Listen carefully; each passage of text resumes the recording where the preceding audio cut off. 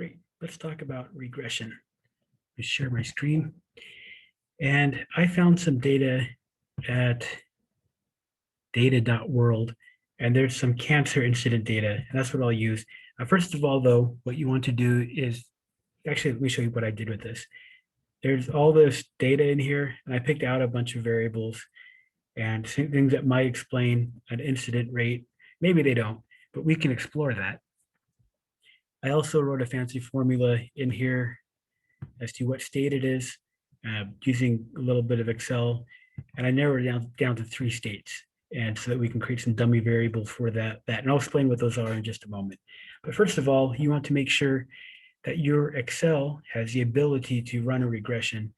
If you haven't already, you might want to come up to, let's see, if you go up to this upper right-hand corner, go to Options, and under Options, click on Add-ins, and you want the Analysis Tool Pack.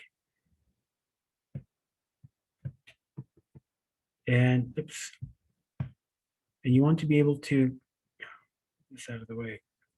It says Excel add-ins, click on Go, and you want to make sure you have your Analysis Tool Pack in here. That's what matters. You click OK with that. And now when you come up to Data, you can come over to Data Analysis. You can select, you might have to scroll down a little bit, but you find Regression, and that allows you to run a regression. And before I do that, let me set this table up a little bit more. I just wanted to get this part out of the way and showing how to enable the ability to do regressions with Excel. Cancel that. Cancel. Okay, so the way we have this data set up, oh, this is in the way again. Okay, we have this set up. We want to create some dummy variables for California. I'm going to add a filter on here because here we have, let's see, California, Idaho, and Utah. Those are the 3 states where we have data for county. We have incident rate, so that's probably rate of cancer. It's probably for 100,000 or whatever figure they have the rate for, but it makes it comparable from one county to the other. We have median income, median age, percent married, a population estimate, poverty percent, and let's create some dummy variable for state. So let's have California, Utah, Idaho. And we'll have some, what a dummy variable means is either a 1 or a 0, if that's true or not.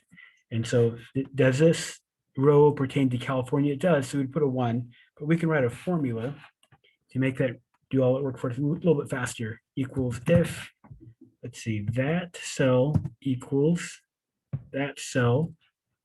Let's give it a value of 1, otherwise a value of 0. I'm going to apply a couple of anchors. I'm going to anchor the row number for the header. And then for this column that has all the data, I'm going to anchor the column. So I'll put a $sign in front of the column right there, and a $sign in front of the row. That way, when I copy this all the way down, I'm going to double click to copy it all the way down. You'll notice it still has the same row. Is California equal to what this value? Yes, it is. Then give it a 1. And so everywhere you have California in the column, it gives it a value of 1. And I have these things turned on down here. If you right click, you can make sure that's on there. Somewhere in there, I've got to have count. So there's 126 California variables or values of California in this data set. And I selected all of that. I'm going to copy that. I'll paste that. So there are 27 Utah, and there are 42 Idaho. Okay, so now we've got these dummy variables of 1 or 0 for each of these categories. And that's important because now we can do a regression as to what the value or how California or Utah or Idaho affects the cancer rate.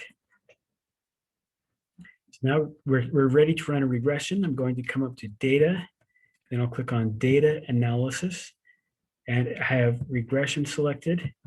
And I want my Y variable, that's a dependent variable in here. I'm going to pick, let's see, everything from A1 to A127. And that has the labels. So make sure you have labels in here selected. And the X values, we have median income. And this is important too. What I'm doing, I'm not picking column K, which has Idaho. Because if you have a whole bunch of categories for something, you've got ones and zeros describing, you want to leave one of those out. That is a base value for what you're looking at. Okay, the output range, I'm going to select, let's see, M3, click OK, and it gives me the regression. R squared of 0.4, that's okay. Let's do an F test on the whole model. We have a F value of 3.39 that gives you a P value of 0.002466. So even at a 10%, or even at a 1%, that is significant. And so the model looks like it works. And now we have these coefficients in here. Make these a little bit wider so we can read them. And because we had labels in there, this tells us what the betas are. So there's a beta for median income, and it has that t-score, and it gives us a p-value. It's a t-score of 0.05 with a p-value of 0.958.